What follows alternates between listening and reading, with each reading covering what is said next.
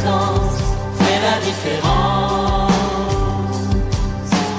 Tu habites en moi, en toi j'ai confiance. Ceux qui auront pris part à ma souffrance, dit le Seigneur.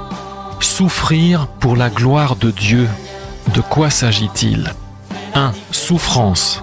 En vérité, tout le monde souffre et toute la création souffre, selon Romains 8, verset 22. Or, nous savons que, jusqu'à ce jour, toute la création soupire et souffre les douleurs de l'enfantement. 2. Cause. 1 Pierre 3, verset 14. Mais si vous souffrez aussi à cause de la justice, comprenez en tant que croyant, vous êtes bénis. Il y a donc une souffrance qui est une bénédiction de Dieu, sinon, pour toute autre souffrance, il s'agit d'un jugement, une malédiction. En quoi une souffrance, souffrir, peut-elle être une bénédiction, une grâce de Dieu ? Dieu a-t-il un intérêt, un besoin, un avantage ou un plaisir à faire souffrir les gens ? Réponse du Créateur. Porter ma souffrance est une grâce, puisqu'elle correspond à participer à mon œuvre, ma vie, mon existence, mon histoire. Et cette grâce ne peut être communiquée qu'à ceux qui m'appartiennent, mes enfants et non mes ennemis. 3. Situation choquante.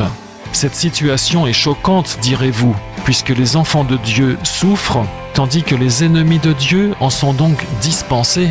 Vous faites une double erreur. D'une part, c'est Dieu et non là, sa justice, qui est le centre. D'autre part, vous confondez les effets d'une cause avec le jugement de la cause. Or, pendant le temps des effets de la cause, les amis de celui qui souffre souffrent avec lui, et ils se réjouiront aussi avec lui au temps du jugement. Comprenez, ce sera le salaire de leur souffrance. Psaume 126, verset 6. Celui qui marche en pleurant quand il porte la semence pour la mettre en terre revient avec des chants d'allégresse quand il porte ses gerbes. 4. Impunité, jugement. Les incroyants de ce monde croient à l'impunité car ils ont l'impression que leurs péchés, leurs infractions à la loi, n'entraînent aucune conséquence immédiate fâcheuse sur leur vie. En vérité, ils sont frappés d'un aveuglement qui les empêche de parvenir à la compréhension de la justice de Dieu, ce qui constitue déjà un jugement, une malédiction. Ensuite, ils seront frappés physiquement, puis définitivement. D'abord à la fin de leur vie de ce monde, puis après le temps du jugement de leurs œuvres. C'est pourquoi le Seigneur dit « Ne vous fiez pas à l'insouciance des gens de ce monde.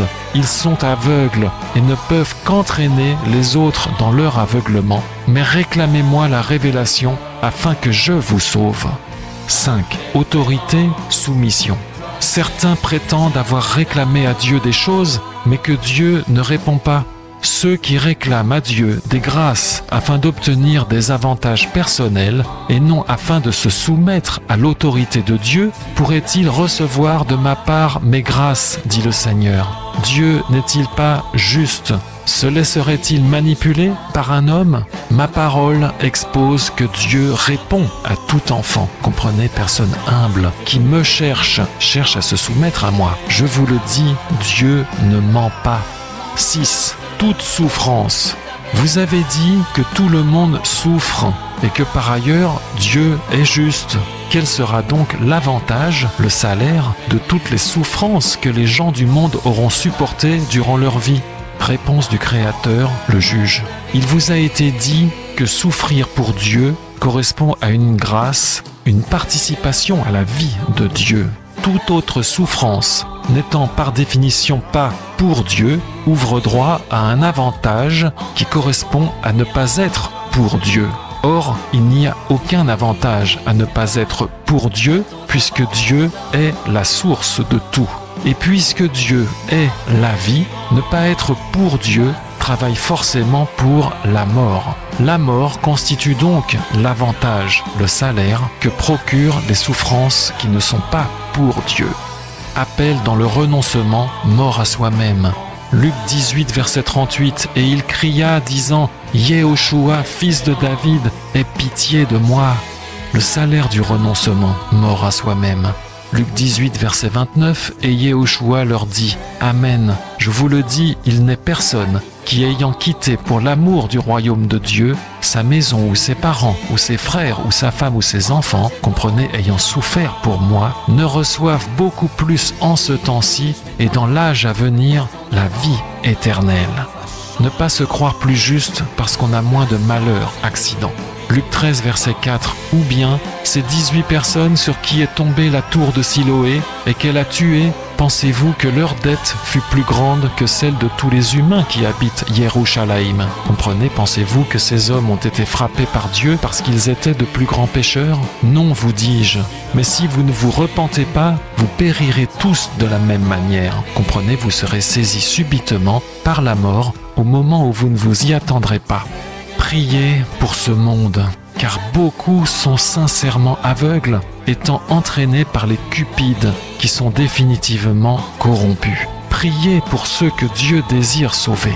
Souffrez pour ces âmes-là. Soyez les prochains de ceux-là, car Dieu prend plaisir à la miséricorde et il rendra à tous ceux qui auront pris part à la souffrance de Dieu pour toutes ces âmes-là. Amen.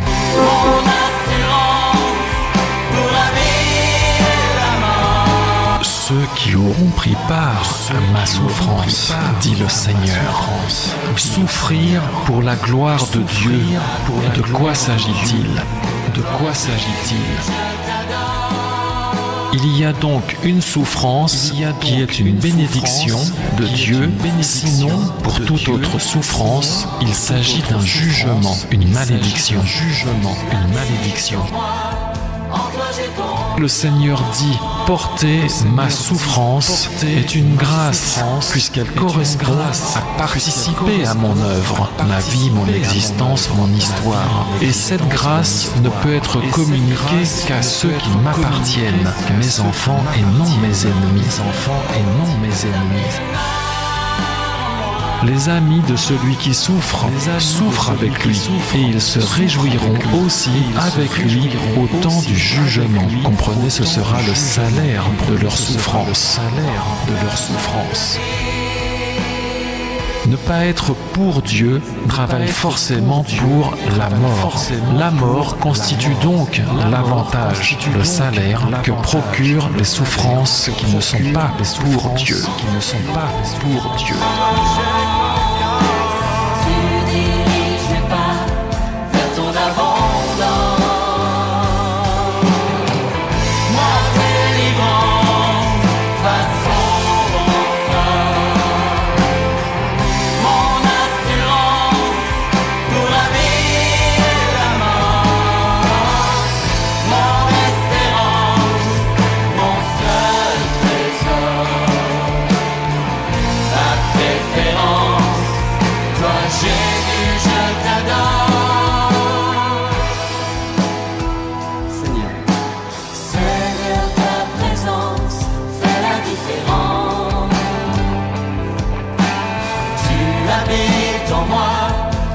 J'ai confiance, tu diriges mes pas vers ton abondance. Ça change tout, oui, quand tu es là. Mon cœur te loue, ta paix démarre en moi. Tu fortifies et m'as affaibli. Dans ton fleuve de vie, Seigneur, ta présence fait la différence. Amen. Je vous le dis, il n'est personne qui, ayant souffert pour moi, ne reçoive beaucoup plus en ce temps-ci et dans l'âge à venir la vie éternelle. Mais si vous ne vous repentez pas, vous serez saisis subitement par la mort au moment où vous ne vous y attendrez pas. Mon assurance pour la vie et la mort, mon espérance, mon seul trésor, ta préférence, toi Jésus, je t'adore. Priez ou sont sincèrement aveugles, priez pour ceux que Dieu désire sauver. Souffrez pour ces âmes-là, car Dieu prend plaisir à la miséricorde et il rendra à tous ceux qui auront pris part à la souffrance de Dieu pour toutes ces âmes-là. Pour toutes ces âmes-là.